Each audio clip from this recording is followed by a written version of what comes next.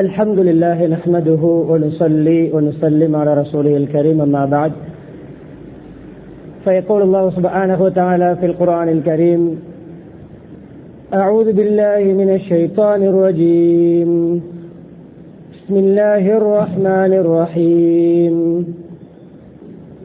يا أيها الذين آمنوا إذا نودي للصلاة من يوم الجمعة فاسعوا إلى ذكر الله وذروا البيع ذلكم خير لكم إن كنتم تعلمون فإذا قضيت الصلاة فانتشروا في الأرض وابتغوا من فضل الله واذكروا الله كثيرا لعلكم تفلحون صدق الله العظيم. وقال نبينا محمد صلى الله عليه وسلم التاجر الصدوق الأمين مع النبيين والصديقين والشهداء. وقال في حديث آخر إن التجار يحشرون يوم القيامة فجارا إلا من اتقى الله وبر وصدق أو كما قال صلى الله عليه وسلم. புகழ் அனைத்தும் அல்லாஹ் சுப்ஹானஹு வ தஆலா ஒருவனுக்கு உரித்தாகும்.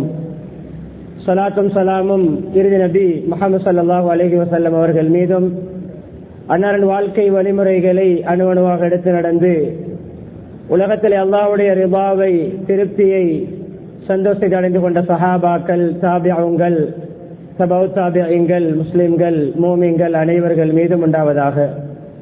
புனித ஜும்ஆவுடைய கடமை நிறைவேற்றுவதற்காக அல்லாஹ்வின் வீட்டில் ஒன்று கூடியிருக்கும் அல்லாஹ்வின் நல்லடியார்களே, அருமை இஸ்லாமிய சகோதரர்களே, அல்லாஹ் சுப்ஹானஹு வ தஆலா எவைகளில் வாழ்க்கையில் எடுத்து நடக்குமாறு ஏவிருக்கிறானோ அப்படியான அல்லாஹ்வுடைய கட்டளைகளை மதித்து ஏற்று நடக்குமாறும், எவைகளை செய்ய வேண்டாம் என்று தடுத்திருக்கிறானோ, ஹராமாக்கி இருக்கிறானோ அப்படியான அல்லாஹ்வுடைய தடைகளை, ஹராம்களை, அல்லாஹ் வெறுக்கின்ற விடயங்களை முற்றுமுழுதாக தவிர்ந்து தக்வாவுடன் வாழுமாறு அடியேனையும் உங்களையும் நான் தக்வாவின் மூலம் வசிய செய்து கொள்கிறேன்.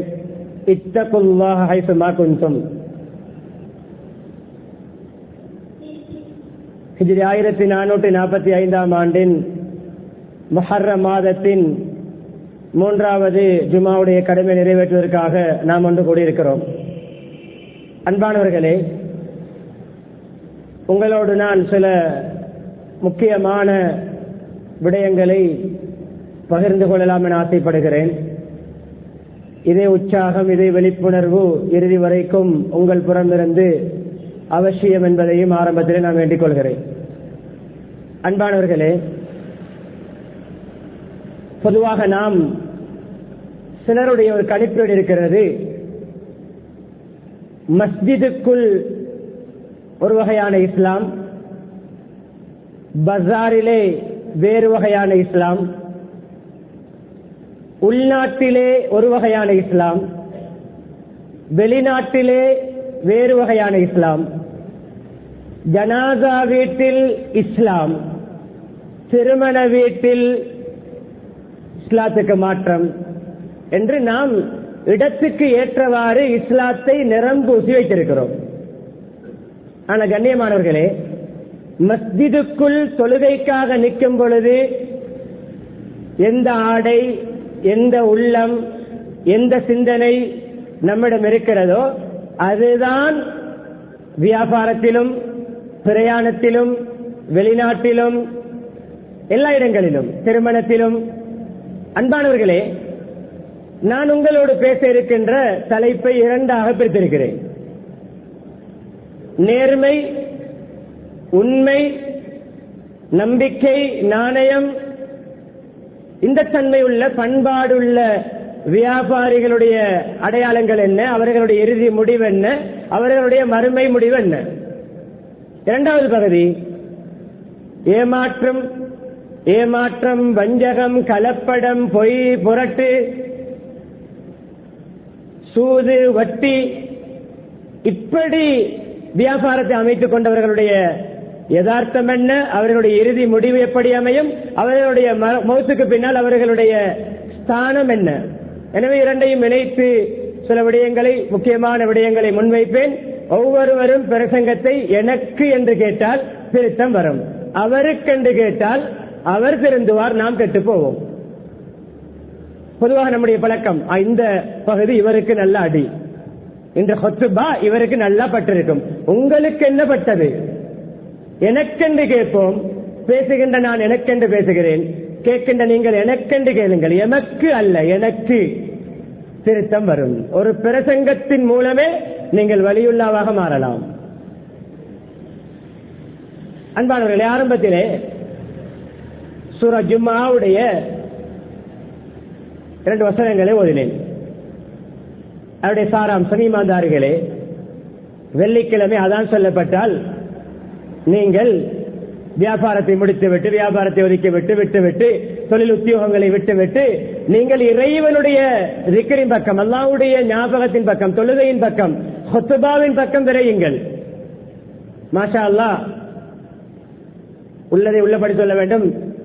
இந்த மஸ்ஜிதுடைய முதலாவது ஹுத்பா ஆனா கண்குளிர்ச்சியாக இருக்கிறது. ஹத்தீப் ஏறும் பொழுதே மஸ்ஜித் நிறைந்திருக்கிறது. சிலர் வந்து தேர்வதிக்காமல் சொல்லும் பொழுது, சில பஜார் மஸ்ஜிதோட நிலைமை, அந்த நிலைமை இங்கு இல்லை. அதிலே நீங்கள் அனைவரும் பாஸ், மாஷா அல்லாஹ், ஒரு சிலரை தவிர. ذَلِكُمْ خَيْرٌ لَكُمْ, இது உங்களுக்கு சிறந்தது. அதான் சொன்ன பிறகும் கஸ்டமர் இருக்கிறார், இன்னும் 2 பில்லை கிழித்தால் கொஞ்சம் 2,000-3,000 தேடலாமே என்று நீங்கள் தாமதித்தால் அது உங்களுக்கு ஷர்ரு, அது கெடுதி, அது தரித்திரியம். ذَلِكُمْ خَيْرٌ لَكُمْ, அதான் சொன்னவுடன் வியாபாரத்தை விடுவது, கடையை மூடுவது, ஓடி வருவது, இதுதான் கயிர். உங்களுக்கு சரியான விளக்கம் இருந்தால், இங்கொன்றும் தாளமும் சரி. ஜும்மா தொழுகை முடிந்து விட்டதா, பன்தஷிரு ஃபில் அர்த், நீங்கள் எந்தெந்த திக்கு திணைகளிலே, எந்த திசைகளை நோக்கி, எந்த பாதையிலே, எந்த தெருவிலே எங்கு சென்றேனும் அல்லாஹ்வுடைய அந்த ஆகாரத்தை, ரிஸ்கை, வாழ்வாதாரங்களை, வருமானங்களை தேடுங்கள். உங்களுக்கு இப்பொழுது அனுமதி, தடுக்கப்பட்டது அனுமதி.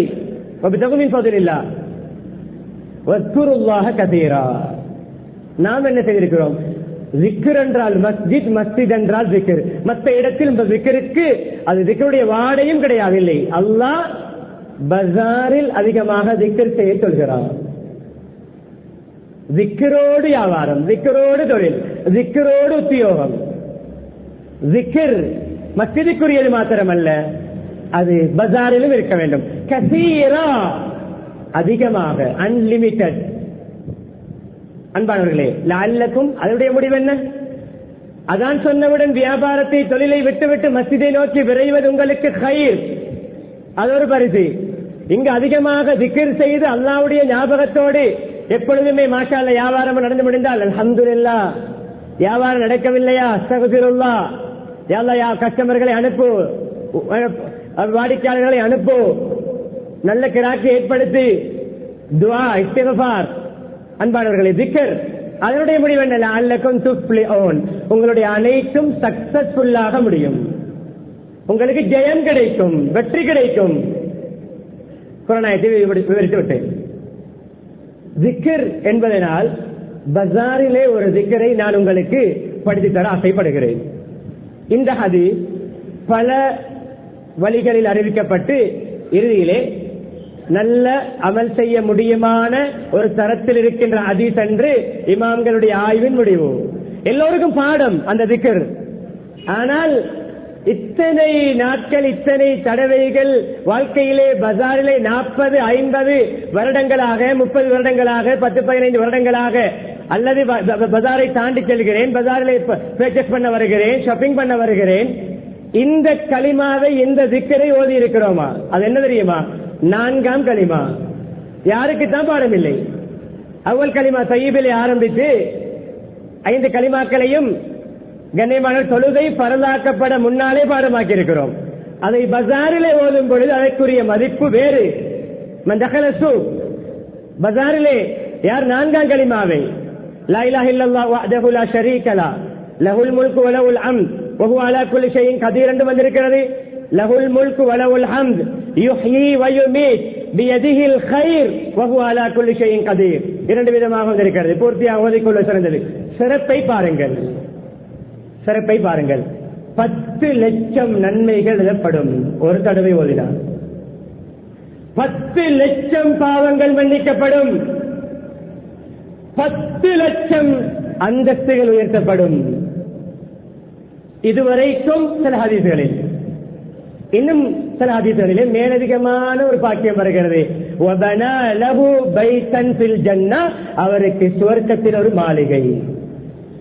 பஜாரில் இருந்து கொண்டு சுவர்க்கத்தில் மாளிகை கட்டலாம். பஜாரில் இருந்து கொண்டு பாவ மன்னிப்பை பெறலாம். பஜாரில் இருந்து கொண்டு அந்தஸ்தை உயர்த்தலாம். பஜாரில் இருந்து கொண்டு அல்லாஹ்வுடைய நல்லடியாராக இருக்கலாம். முதலாவது விடயம், zikருக்கு நான் மெருகூட்டிய ஹதீஸ். 4ஆம் கலிமாவை இத்தனை தடவை அத்தனை தடவை என்றல்ல, ஒரு தடவை ஓதுவதற்குத்தான் நான் சொன்ன சிறப்பு.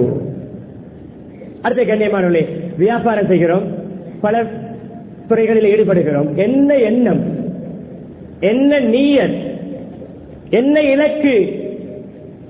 ஸ்லப்பை போட்டு வீட்டை ஏற்றுவது, அந்தந்த காலத்துக்கு ஏற்றவாறு நவீன வாகனங்களை வாங்குவது, பிள்ளைகளுடைய திருமணத்தை நல்ல தாம்பிகமாக செய்து முடிப்பது, பல இலக்குகள். இதுவெல்லாம் இலக்குகளே இல்லை, இது தானாக நடக்கும். தானா யாராவது ஒருவர் இப்பொழுது நியத்து இலக்கு வைப்போமா, ஜும்மா முடிந்தவுடன் பகல் சாப்பாடு சாப்பிடுவேன், வைராக்கியம் வைக்கிறேன், இல்லை, அது பசி வந்தால் சாப்பிடுவீர்கள். திருமண வயது வந்தால் பிள்ளைகளுடைய திருமணம் நடக்கும். வீடு தேவை வரும் பொழுது வீடு விஸ்தீர்ணம் ஏற்படும்.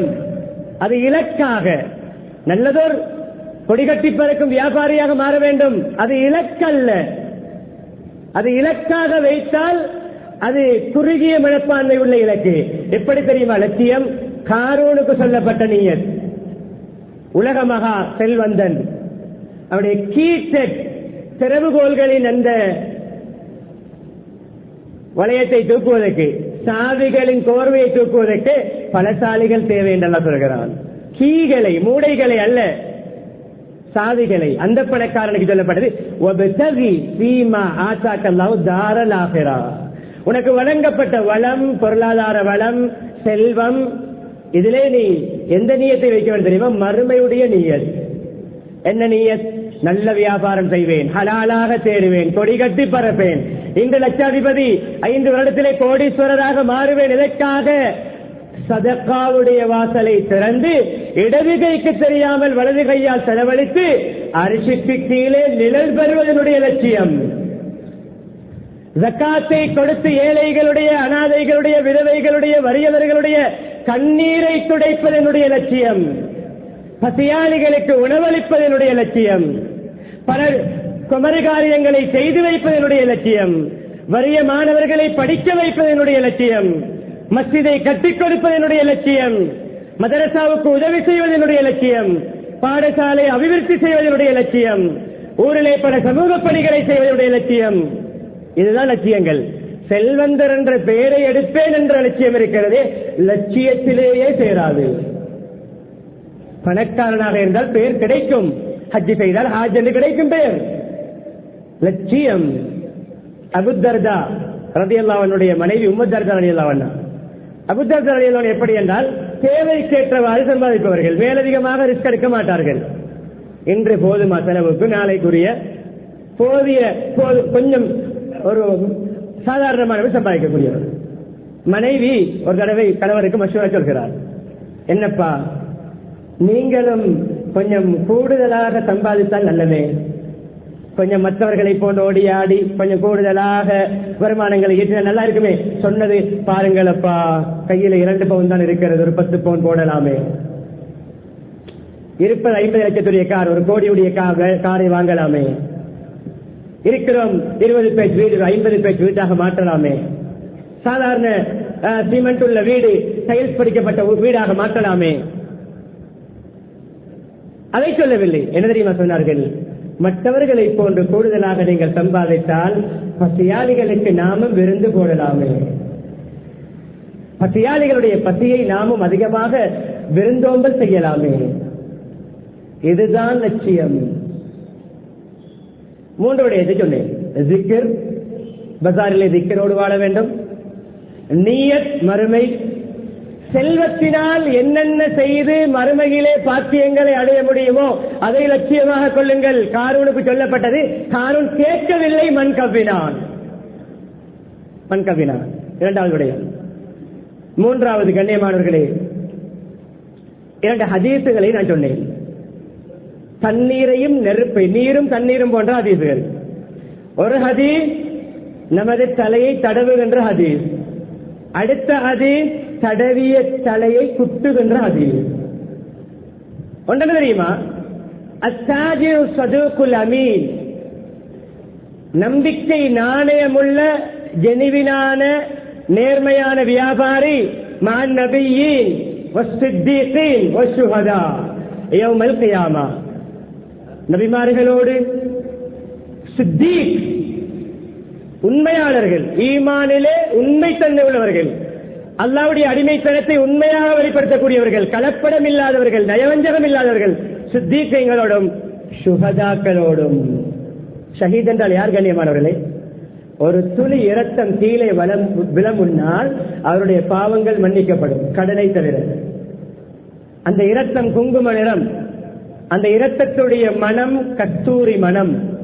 அப்படிப்பட்ட அந்தஸ்தை அடையக்கூடிய ஷஹீதுகளுடைய அந்தஸ்தை கடையில் இருந்து கொண்டு, கம்பெனியில் இருந்து கொண்டு, கஷியரில் இருந்து கொண்டு, ஃபேக்டரியில் இருந்து கொண்டு, வியாபாரம் செய்து நேர்மையினூடாக அடையலாம். நபிமார்களோடு எழுப்பப்படுவது என்பது சாதாரண பாக்கியம் அல்ல, அதை நேர்மையான வியாபாரத்தின் மூலம் அடையலாம். அடுத்த ஹதீஸ், யமாஷரத் துஜ்ஜார் என்றார் நபியவர்கள் வியாபாரிகளுடைய சபையிலே. யமாஷரத் துஜ்ஜார், வியாபாரிகளே எல்லோரும் கவனம் செலுத்தி சொல்லுங்கள், யார் சொல்லலாம், என்ன சொல்ல போகிறீர்கள், என்ன புத்திமதி சொல்லுங்கள் என்றார்கள்.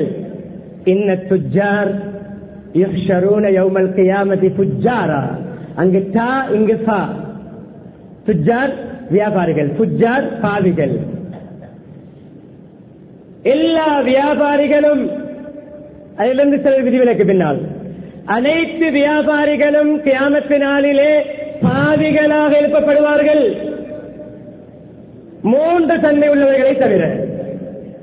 இல்ல மனிதக்கல்லா, அல்லாஹ்வை பயந்தவர், இறையச்சத்தோடு வியாபாரம் செய்தவர், என்ன வியாபாரமா இருந்தாலும், கலப்பு, பொய், ஹராமான வியாபாரங்கள், சும்மா கொஞ்சம் பரிமாறினாலும் லட்சக்கணக்கில் லாபம் என்பதற்காக வேண்டி ஹராத்தை பரிமாற மாட்டார்.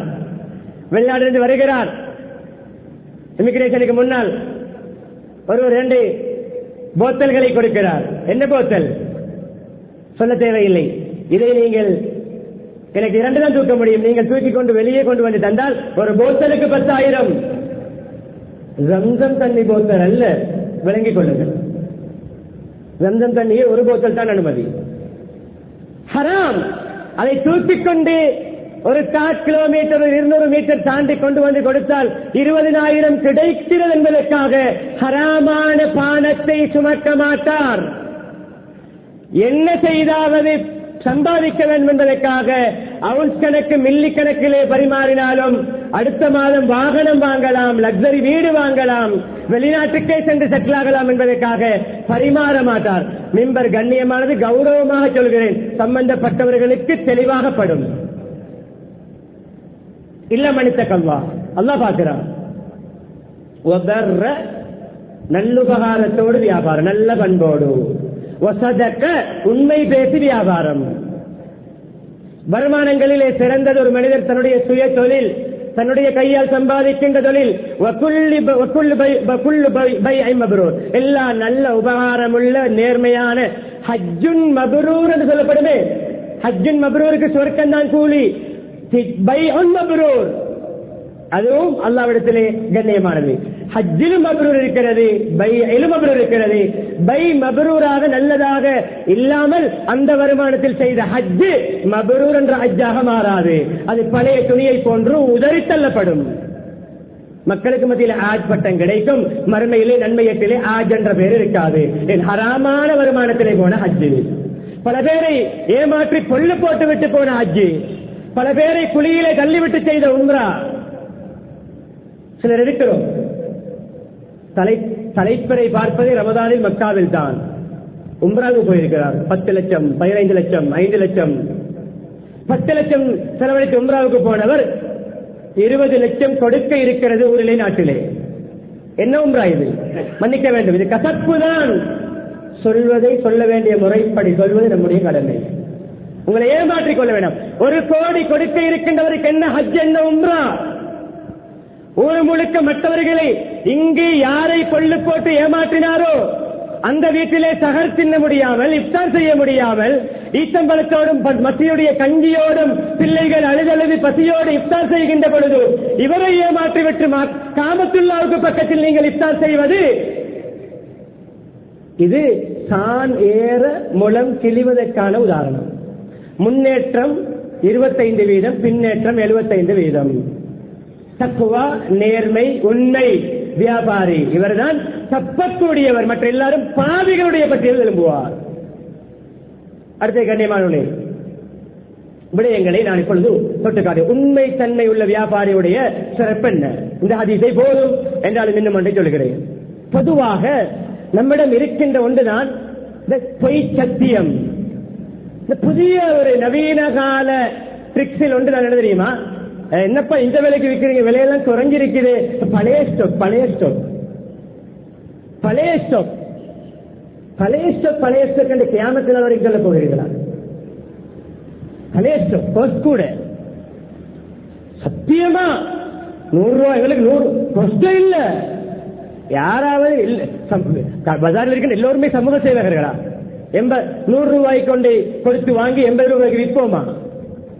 சில வேளை அந்த கோஸ்டுக்கு விற்போம். பேச்சஸ் பண்ண வேண்டும், அங்கே செட்டில் பண்ண வேண்டும், டிபாசிட் பண்ண வேண்டும், அங்கே போட்ட பொருட்களுக்கு பேமெண்ட் பண்ண வேண்டும். அது வேறு விடயம். எல்லோருமே அந்த கோஸ்டுக்கு விற்பதாக எடுத்த விலைக்கு நான் தாரன். சத்தியம் வேறு.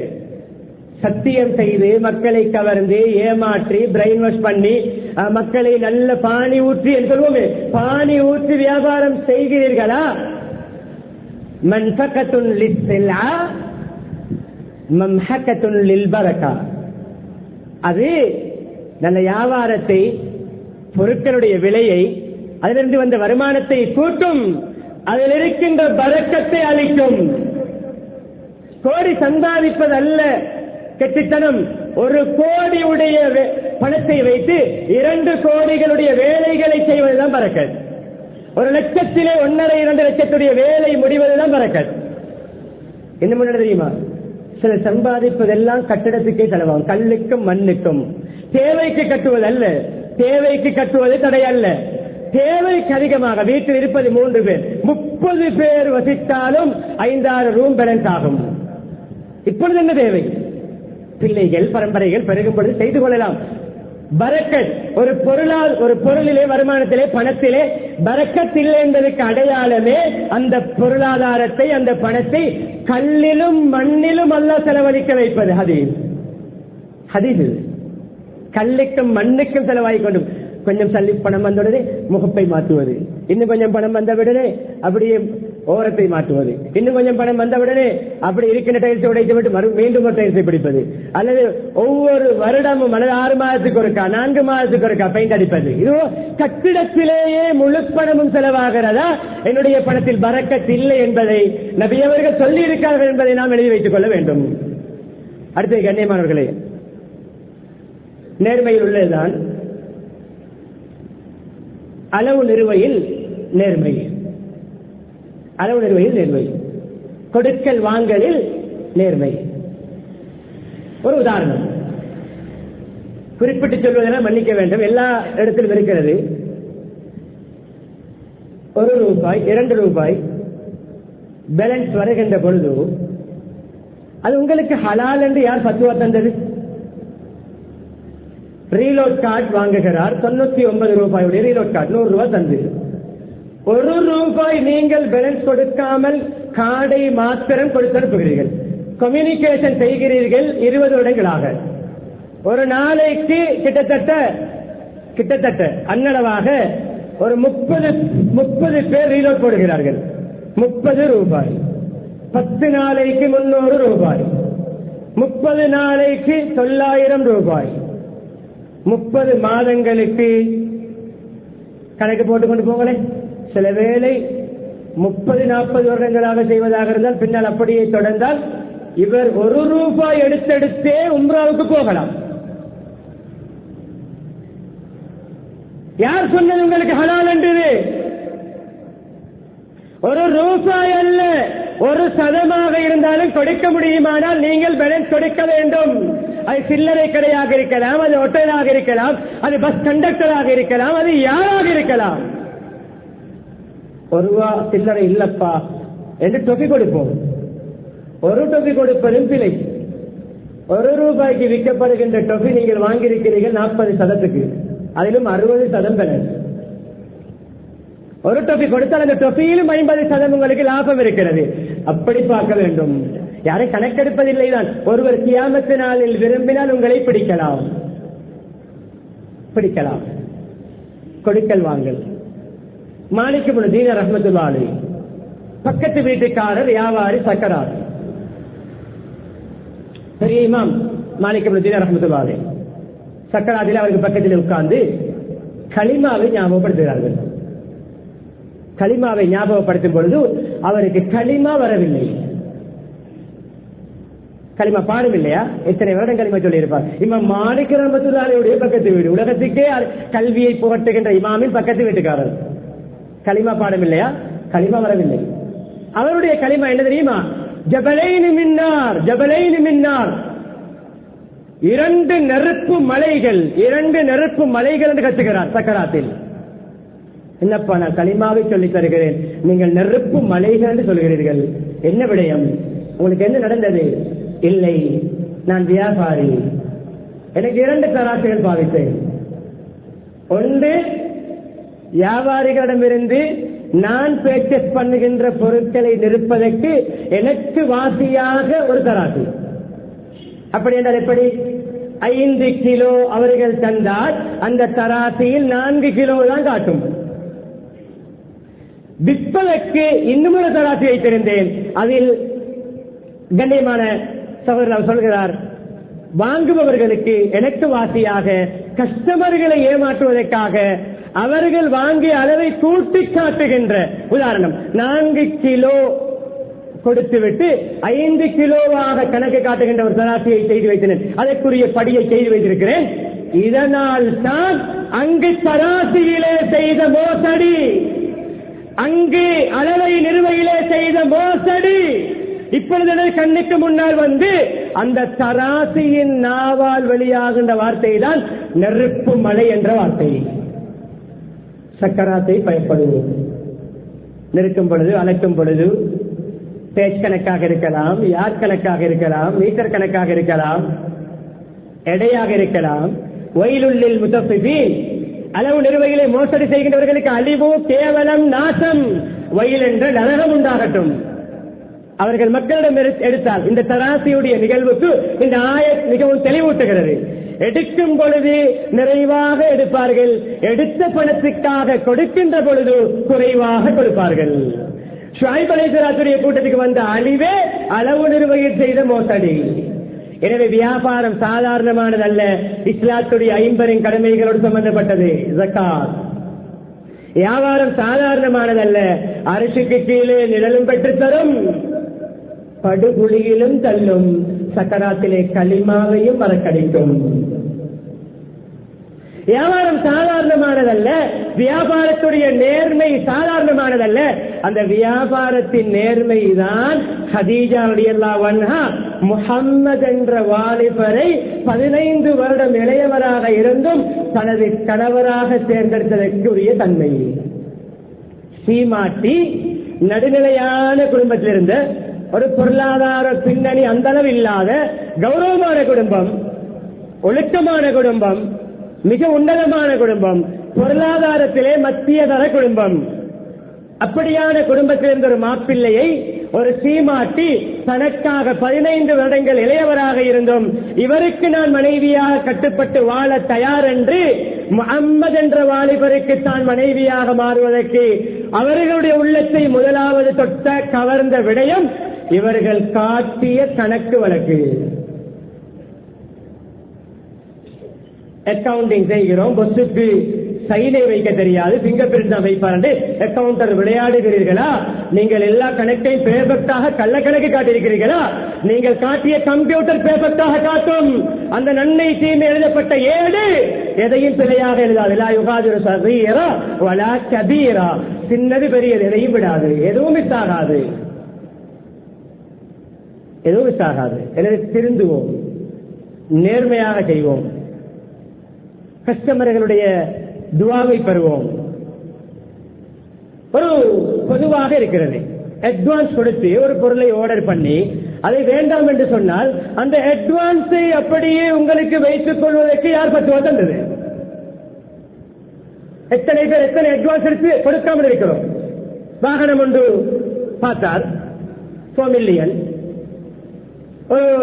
5 லட்சம் அட்வான்ஸ் தந்தார். பிறகு அவருக்கு ஏதோ பேலன்ஸ் பணத்தை செட்டில் பண்ண கிடைக்க வருமானம் இல்லை, அதை விட குறைந்த விலைக்கு ஒரு வாகனம் வந்தது. அவர் வந்து அப்படி கால் பண்ணி, எனக்கு இப்ப வாகனம் எடுக்கிற ஐடியா குறைஞ்சிட்டு வேற வாகனம் செட் ஆகிருக்குது, கொஞ்சம் அட்வான்ஸ் எடுத்துக்கொள்ளேலுமா? அதெல்லாம் அப்படி தரையலுமா? தெரியும் தானே வியாபாரம். இந்த 5 லட்சம், இந்த 1 லட்சம், இந்த 2 லட்சம் ஹலால் என்று உங்களுக்கு பத்துவா தந்தது யார்? படிக்க வேண்டும். ஆகப்பெரிய விடயமாக சொல்கிறேன், வியாபாரிகளே, வியாபார முறைகளை படியுங்கள், உலமாக்களை கால்மடித்து படியுங்கள். நீங்கள் செய்கின்ற வியாபார துணுக்குகள், அதில் உள்ள ஸ்கில்ஸ்கள், அதில் இருக்கின்ற நுட்பங்களை துறை சார்ந்தவரோடு கலந்து ஆலோசியுங்கள். ஆனால் வியாபாரம் அலால் அராம், நேர்மை, அதே போன்று நியாயம் அநியாயம், கலப்படம் வஞ்சகம், எங்கெங்கு வட்டி சேரும், எங்கெங்கு ஏமாற்றம் சேரும், எங்கெங்கு சூது சேரும், எங்கெங்கு பொய் சேரும், இதோடைய விபரீதம் என்று படியுங்கள். சரியான வகுப்புகளை எத்தனை கோர்ஸ் முடிக்கிறோம், எத்தனை டிகிரி முடிக்கிறோம், எத்தனை படிப்புகள் படித்திருக்கிறோம், படிக்க வைக்கிறோம். இந்த படிப்பை படித்தோமா? உமருடைய சட்டம் இந்த என்னுடைய ஆட்சிக்கு கீழே இருக்கின்ற பஜார்களிலே இல்லாமன் அல்லது இல்லாமன் கொடுக்கல் வாங்கலிலே மார்க்க சட்டத்தை படிக்காத யாருக்கும் வியாபாரம் செய்ய லைசன்ஸ் தர மாட்டேன். அலிவலில் சொல்கிறார்கள், யாராவது மார்க்க அறிவில்லாமல் வியாபாரத்துடைய நல்லது கெட்டது சரிபிழை ஹராம் அலாலை படிக்காமல் யாராவது வியாபாரத்தில் இறங்குவாரோ முதலாவது அவருக்கு ஏற்படுகின்ற விளைவு வட்டியின் படுகொலியில் விழுவார், அவரை அறியாமல். எத்தனை நடக்கிறது? அது தனித்தலைப்பு, பேச நேரமிடம் கொடுக்காது. அது தனித்தலைப்பு, பேசுவதை அப்படியே வருகிறோம், தலை சாத்தி கேட்கிறோம், அப்படியே வெளியே போனவுடன் அப்படியே வாழ்கிறோம்.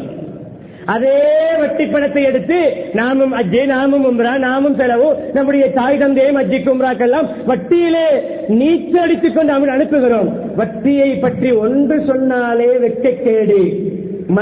மனிதத்தன்மை உள்ள மனிதருக்கு அங்கு திரும்பி பார்க்க மாட்டான். சொல்வதற்கு நாவு கூசுகிறது, அது சொல்ல வேண்டும். வட்டியுடைய 30 லட்சம் பாவத்துடைய விளைவுகளிலே ஆக சிம்பிள், அதிலே சிம்பிள் எது தெரியுமா? சொல்வதற்கு நாவு கூசுகிறது, கேட்பதற்கும் உங்களுடைய காது ஒத்து வராது.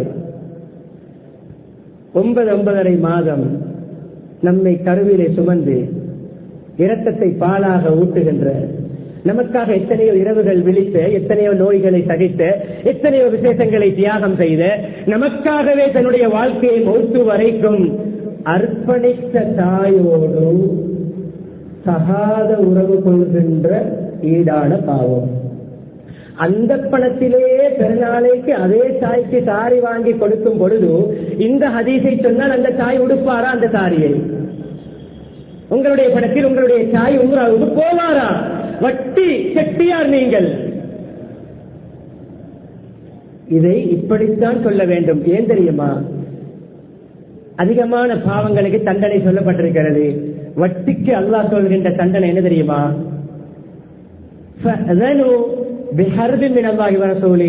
வட்டியில ஈடுபடு, எதுக்கு ரெடியாகி கொள்ள தெரியுமா?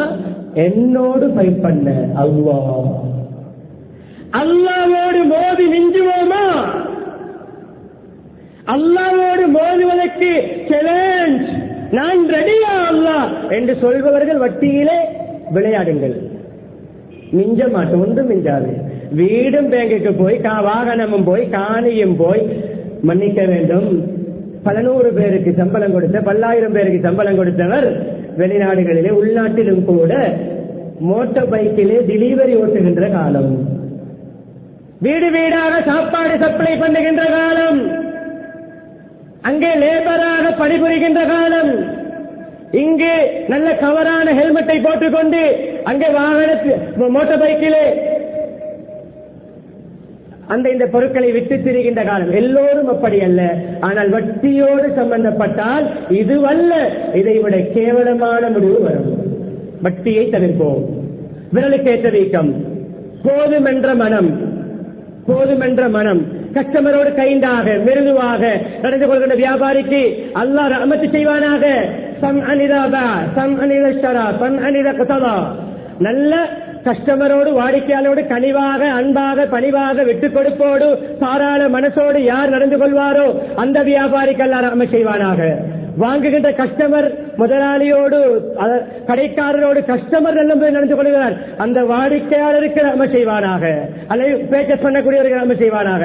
அதே போன்று கடன் தர இருக்கிற ஒருவர் அந்த கடனை முறையாக கேட்பதற்கு, ஒழுக்கமாக கேட்பவருக்கு, யார் இன்றைக்கு செக் டேட், செக்கை போடவா, கேஷை தருகிறீர்களா, நாளை செக்குடைய டேட் போடவா, போட்டுவிட்டு செக் பம்பாய் விட்டது என்ன செய்றீங்கவா, இல்லை ஆஜியார் 3 நாளைக்கு பிறகு செக் டேட் போடவா, பஸ் நாளைக்கு செக் போடவா, அல்லது நீங்கள் கேஷ் செட்டில் பண்ணுகிறீர்களா, இப்படி அந்த தனக்கு தர வேண்டியவர்களோடு கூட நளினமான முறை நடக்கின்றவருக்கு அல்லாஹ் ரஹ்மத் செய்வானாக. சாதாரண துவா அல்ல, சொர்க்கத்துடைய டிக்கெட் தான் ரஹ்மத். சொர்க்கத்துடைய டிக்கெட்டை இவர்களுக்கு அல்லாஹ் கொடுப்பானாக. அதுதான் மறுகருத்து. அன்பான முடிக்கிறேன். நீண்ட தலைப்பு. நான் பேசியது 1000 லட்சத்தில் ஒன்று வைத்துக் கொள்ளுங்கள். இதை படிக்க வேண்டும். நான் பொதுவாகத்தான் சில விடயங்களை முன்வைத்தேன். அதையும் அன்றாடம் சம்பந்தப்பட்ட நீயத்திலே ஆரம்பித்து விக்கிரிலே சென்று நல்ல வியாபாரிக்கு என்ன கிடைக்கும், நேர்மை இல்லாத வியாபாரிக்கு என்ன தண்டனை, சக்கராத்தும் பாதிக்கும் என்பதை சொன்னேன். முடிக்க நினைக்கிறேன். அன்பானவர்களே, பொதுவாக அந்த அட்வான்ஸ் விடயத்தை சொன்னேன். ஹதீஸ் ஒன்றை சொல்கிறது, மன் அகால முஸ்லிமன் அல் மன் அகால அகாஹு, பல ரிவாயத்துகள், அகாலஹுல்லாஹு அஸரத்தஹு யௌமல் கியாமா. இந்த ஹதீஸை பாருங்கள். அட்வான்ஸ் தந்தார்கள், பொருளை வாங்கவில்லை, திருப்பி கொடுப்போம். ஏதாவது அந்த பொருளை நாம் டிரான்ஸ்போர்ட்டிலே ஏதாவது செலவழித்திருந்தால் அதை கழிப்போம். ஒரு பொருளை ஆர்டர் பண்ணினார்கள், உங்களுடைய ஸ்டோர் இருக்கிறது 5 கிலோமீட்டர் கங்கால், அந்த ஒரு ஃப்ரிட்ஜ் என்று வைப்போம். அதை நீங்கள் 2000 செலவழித்து லொரியிலே உங்களுடைய கடைக்கு கொண்டு வந்து வைத்தீர்கள். 2000 செலவாகி இருக்கிறது. இப்பொழுது அவர் உங்களுக்கு அட்வான்ஸாக 50,000 தந்திருக்கிறார். இப்பொழுது நீங்கள் 48,000 கொடுங்கள். சொல்லும் பொழுது சொல்லுங்கள், 2000 இந்த ஃப்ரிட்ஜை நான் ஸ்டோரிலிருந்து கொண்டு வருவதற்காக வேண்டி செலவாகி இருக்கிறது, அந்த 2000 எடுக்கிறேன், 48,000 தருகிறேன். இப்படி செய்யுங்கள், தௌபா செய்யுங்கள். யார் ஒருவர் இப்படி செய்வாரோ, ஒரு வியாபாரத்தை முடித்து அதுக்கு பின்னால் அவர் அட்வான்ஸ் தந்து அதை வேண்டாம் என்று பொருளை எடுத்தவர் கூட திருப்பி தரும் பொழுது ஏதாவது காரணம் இல்லாமல் தந்தால் அவருடைய குற்றம். அனுமதி இருக்கிறது, நாம் விரும்பினால் எடுக்கலாம், காரணம் இல்லாமல் திருப்பி கொடுப்பதும் பிழை. அப்படி தந்தாலும் எடுத்து அந்த வியாபாரத்தை யார் முறித்துக் கொள்வாரோ, சரி எங்களுடைய டீலை நான் கேன்சல் பண்ணிக் கொள்கிறேன் என்று யார் எடுப்பாரோ, சிறப்பை பாருங்கள், அவருடைய பாவங்களை அல்லாஹ் மறுமையிலே மன்னிப்பான். படிக்க வேண்டும். இதெல்லாம் நாளாக செய்கிறோம், அந்த சிந்தனையோடு செய்வதில்லை. ஒரு 2 விடயங்களோடு முடிக்கிறேன். முன்னைய காலத்தில் ஒரு வியாபாரி இருந்தார். இந்த கஸ்டமர் வர வேண்டிய பணங்கள் கொடுக்கல் வாங்கல கொஞ்சம் நெகிழ்வுத்தன்மை மிருதுத்தன்மையா இருப்பதை இருக்கிற சிறப்பு. பெரிய வியாபாரி, முன்னைய கால சம்பவம், நபியோடு சொன்ன சம்பவம். அவர் வாழ்க்கையில அதிகமா நன்மைகள் செய்தவர் அல்ல. அவரை அல்லாஹ் கூப்பிட்டு, ஏதாவது நன்மை செஞ்சிருக்கிறியா பாரப்பா, பாப்பார். ஒன்றுமில்லையா அல்லாஹ், ஒன்றுமே படுதில்லை, நல்லா யோசிப்பாரு. கொஞ்ச நேரம் யோசிப்பார். ஓ, ஒரு விஷயம் இருக்குது அல்லாஹ், அல்லாவும் அதைத்தான் கேட்கிறான் சொல்லாமல். ஒரு விஷயம் இருக்கிறது, ஒரு தன்மை இருந்தது. நான் பெரிய ஒரு முதலாளி, பல வியாபாரிகளோட பொருள் எடுப்பார்கள், பல கணக்கில் வர இருக்கும். என்னுடைய செலக்ஷனுக்கு என்னுடைய ஸ்டாஃப், என்னுடைய ஊழியர்களை அனுப்பும் பொழுது 2 விடயங்களை சொல்லி அனுப்புவேன். ஒன்று தெரியுமா, நீ யாரிடம் போய் எங்களுடைய கலெக்ஷன் எடுக்க போகிறாயோ அவருடைய நிலைமை பார். அவர் நஷ்டம் அடைந்திருந்தால், நொஸ்டாக இருந்தால், அவருக்கு வியாபாரம் நடக்காமல் இருந்தால், அவருக்கு கொஞ்சம் டைம் கேட்டால் டைம் கொடு. இன்றைக்கு தர வேண்டும் என்று பிடிக்காதே. எல்லோருக்கும் சொல்லவில்லை, உண்மையிலே கஷ்டவாளிகளுக்கு சந்தர்ப்பம் கொடுப்போம். இல்லாவிட்டால் அது சிலருடைய பழக்கமாக மாறிவிடும். அதற்கு என்று பயானில் சொன்னால் நல்லா இழுத்தடிப்போம். மற்றொரு கனிய தொல்முன், வைத்துக் கொண்டு கொடுக்காமல் இழுத்தடிப்பது அநியாயம், அதுவும் அதிகம். அதையும் விளங்க வேண்டும். ஒரு பக்கத்தை பார்க்கக்கூடாது. ஹதீஸில் யாராவது முழுமையாக கடையை விற்று தொழிலை இழந்து அந்த வியாபாரத்திலிருந்து முழுமையாக நஷ்டமாகி அப்படியே வெறுங்கையோடு இருக்கிறாரா? அவர் அந்த பணத்தை தர தேவையில்லை என்று நான் மன்னித்ததாக சொல். இந்த இரண்டு பண்புகளிடம் இருந்தனையா அல்லாஹ்? இதை தவிர எனக்கு ஞாபகத்துக்கு ஒரு அமலும் இல்லை. அல்லாஹ் சொல்வானாம், நீ என்னுடைய அடியார்களை, கஷ்டவாளிகளை, சிரமப்படக்கூடியவர்களை நீ மன்னித்ததனால் உன்னுடைய பாவங்களை நான் மன்னிக்கிறேன், போ சொர்க்கத்துக்கு. எனவே கண்ணியமானவர்களே, பஜார் நிறைந்து கொண்டு சொர்க்கத்தில் உயர்ந்த அந்தஸ்தை அடையலாம், அபிமானோடு எழுப்பப்படலாம். நேர்மை தேவை, உண்மைத்தன்மை தேவை, நம்பிக்கை தேவை. படிப்போம், வியாபாரங்களை அலசி ஆராய்வோம், செய்வது சரியா பிள்ளையா. சிலர் ரைட் சைட் டர்ன் போட வேண்டும், சிலர் லெப்ட் சைட். சிலர்களுடைய வியாபாரம் யூட்டர்னே போட வேண்டும்.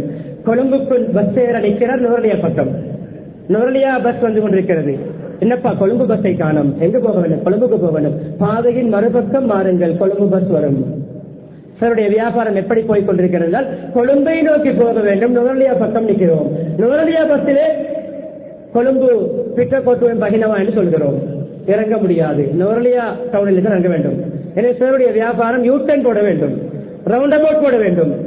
திருந்துவோம், வியாபாரத்தினூடாக சொர்க்கத்தை அடைவோம், நபிமார்களோடு எழுப்பப்படுவோம், சித்திகளோடு சோதாக்கள் எழுப்பப்படுவோம். இல்லாவிட்டால் பாவிகளாக எழுப்பப்பட தயாரா? கண்டபடி வியாபாரம் செய்வோம், ஏமாற்றுவோம், கலப்படம் செய்வோம், வஞ்சகம் செய்வோம் என்ற சிந்தனையை உங்களுடைய உள்ளத்திலே பதித்து எல்லாம் அல்லாஹ் சுப்ஹானஹு வ தஆலா நம்ம எல்லா நிலைமைகளை சீராக்குவானாக, வியாபாரங்களை தூய்மையாக்குவானாக, நம்முடைய பஜாரை ஒரு முன்மாதிரியான பஜாராக மாற்றுவானாக, வியாபாரியாக இருந்து சுவர்க்கத்திலே நபிமார்களோடு வெற்றிக்கு கிருபை செய்வானாக.